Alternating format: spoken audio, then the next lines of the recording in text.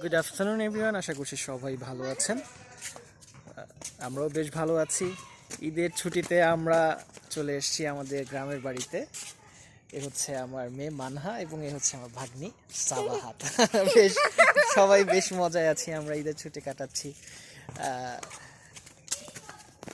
তারপর ঈদ তো এমনিতে আমাদের মাঝে খুশি এবং আনন্দ নিয়ে আসে, এবং এই ঈদের খুশি আর একটু বাড়তি আনন্দ নিয়ে দেয় যখন আমরা পরিবারের সাথে সবাই একসাথে মিলেমিশে আনন্দ করতে পারি।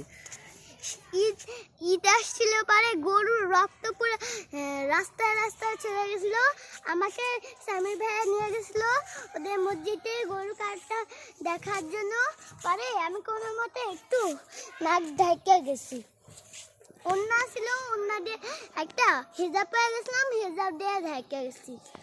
আচ্ছা, বিষয়টা হচ্ছে যেহেতু কোরবানির ঈদ, রাস্তায় রাস্তায় এবং আমাদের গ্রামের দিকে আসলে বিভিন্ন জায়গায় গরু কোরবানি দেওয়া হয়, রাস্তার পাশে পাশে সব জায়গায় কোরবানি দেওয়া হয়। এবং আমরা যেখানে কোরবানি দিয়েছিলাম ও সকালবেলা ওখানে গিয়েছিল। তো যাওয়ার পথে বিভিন্ন গরু কোরবানি যেহেতু দেওয়া হয়েছে, এগুলো রক্ত এবং চারপাশে বিভিন্ন ধরনের ময়লা আবর্জনা ছড়ানো ছিল। এগুলো দেখে ও ওর গন্ধ আসলে সহ্য হচ্ছিল না এবং এগুলো ভয় পাচ্ছিল।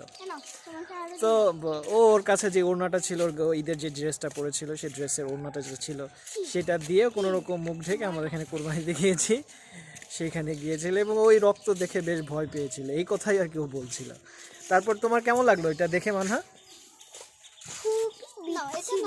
রক্তগুলি আচ্ছা, ও এমনিতেও ছোটবেলা থেকে রক্ত দেখলে ভয় লাগে। পরে মার মোবাইলে আমি দেখছি গরুটা কান্না করতেছে, পুরো চোখটা চিকচিক করতেছিল। পরে আমি দেখে একটু মায়া করছি, পরে চলে গেছি। গরু কোরবানি যেহেতু দেওয়া হয়েছে, কোরবানির আগে গরুগুলো নর্মালি কান্না করে সম্ভবত। এই কান্নার পানিও দেখেছিল এবং ওইটি দেখেও ভাবছে হয়তো বা গরুটি কান্না করছে, এবং এটা দেখে ওর অনেক খারাপ লাগছিল। আসলে this is a sacrifice for all Muslim উম্মাহ, এবং এই ধরনের অনেক গরুই তো আসলে কোরবানি হয়, অনেক গরুই তো আসলে জবাই হয় প্রতিটা দিন, এবং এটা আমার মনে হয় গরুদের জন্য একটা বিশাল বেনিফিট। সে সে কোরবানি হচ্ছে সে কোরবানি হচ্ছে ঈদের জন্য। মানহা তার হাতের মেহেদিগুলো দেখাতে চাচ্ছে। দেখি মানহা, তোমার হাতের মেহেদি। ও ঈদের দিন মেহেদি দিয়েছে। এখন আসলে মেহেদি দেওয়ার পর তো আগে দেখতাম যে বেশ অনেক সময় ধরে থাকতো, কিন্তু এখন মেহেদি দেওয়ার সাথে সাথে তার রং চলে যায়। দেখি মানহা, তোমার হাতের মেহেদি দেখি।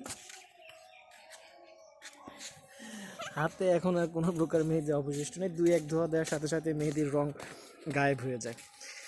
তো ঠিক আছে বন্ধুরা, আজকে এই পর্যন্তই, দেখা হবে অন্য কোনো ভিডিওতে। তব তক আল্লাহ হাফেজ।